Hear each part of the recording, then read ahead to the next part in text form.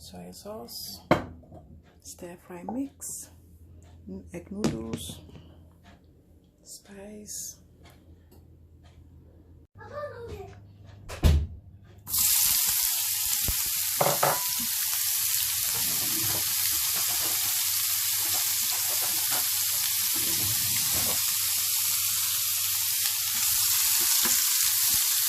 Stir fry bu gaaw lay defar chicken bi sax moo tax léegi mun ngaa tooga dara mun ngaa chicken bi dama ko lakkoon mu des so moom laa jël léegi pour ma stir fry soy sauce just to change the color of the chicken. Olive oil laa def tuuti rek.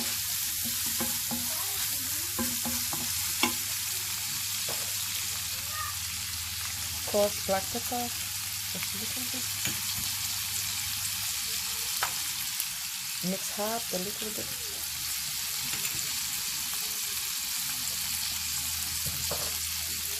Paprika just a little bit.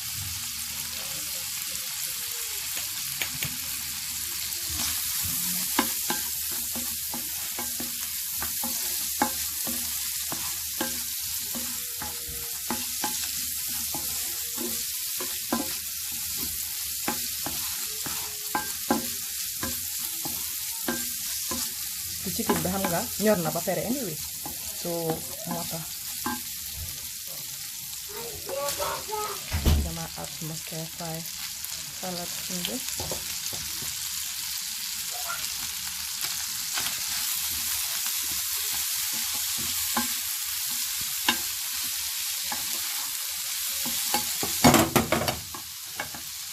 naa yokk a little bit of tuuti rek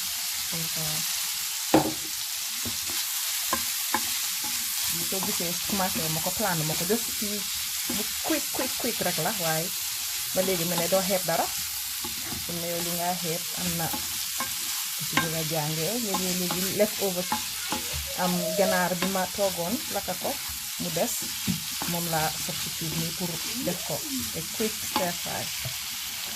noodles with egg noodles soy sauce laa defaat nii li ma ci def rek mooy coarse black pepper paprika tuuti ak tamit mix half moom laa fi dafa gëm so léegi ñu bàyyi ko nii nag affaire bi ba ci kanam.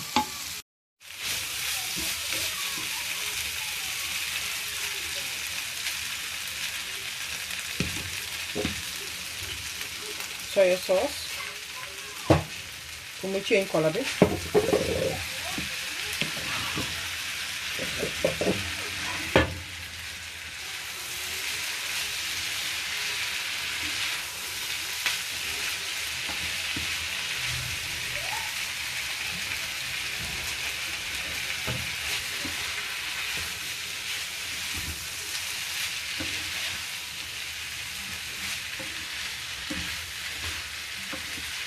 lu mu am mooy def naa fa garlic am ginger ground ginger bi bii moom laa fa def tuuti ba pare wanoon naa leen mais def naa fa coarse black pepper ba pare ma def fa mix half ak tuuti paprika ba pare tamit ma def fa garlic powder so a very quick one nga léegi-léegi nga jóg rek di xalaat tey lan laay defar loo xam ne dafa gaaw ama sànni man dama ibis ma fridge bi rek ma gis ne maa ngi am leftover chicken so moom laa jël rek dama ko lakkoon ma jël ko rek fincin ko nga am naa fi suma stir fry with egg noodles ma bëgg tamit mën naa yokkaat soy sauce tuuti rek moo tax sax defuma xorom gis ngeen ne defuma xorom parce que soy sauce bi xam nga dafa am xorom moo tax defuma xorom parce que soy sauce dafa am xorom already. So yeah, very quick and easy moom so man ma share ko ak yéen ngeen gis léegi moom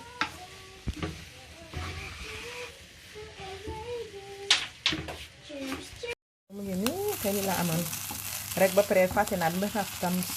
bell pepper tam def naa ko sax green ak lifin bi rek laa def ak red bi waaye soo leen amee different colors yéen ngeen def ko sax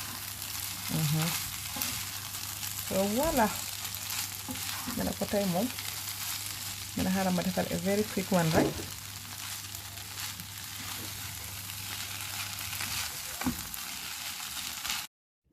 So guys, gis ngeen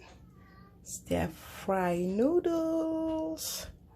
egg noodles bu gaaw a gaaw. Waaw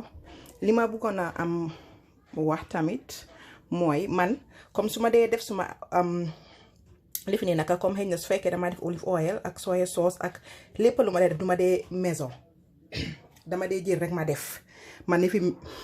fi moom maison moom góobu ne boobu noonu am good with it so moo tax dama dee jël rek def xëy na am na ñu bari dañ ma dee wax ne xëy na comme maison men waaye xëy na ku nekk di nga xam yow sa lifin loo foog ne rek mooy des mooy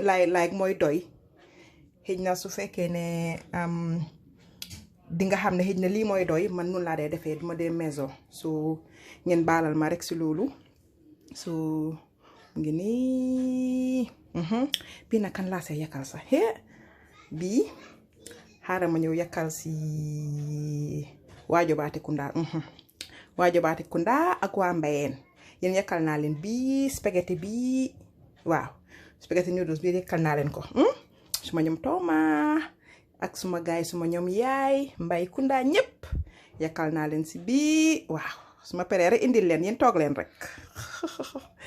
so guys di laa leen amaloon tey jërë ngeen jëf thank you so much it was very quick nag very quick one waaye di leen wax ba léegi rek jërëjëf jërë ngeen jëf and thank you for watching subscribe share and like thanks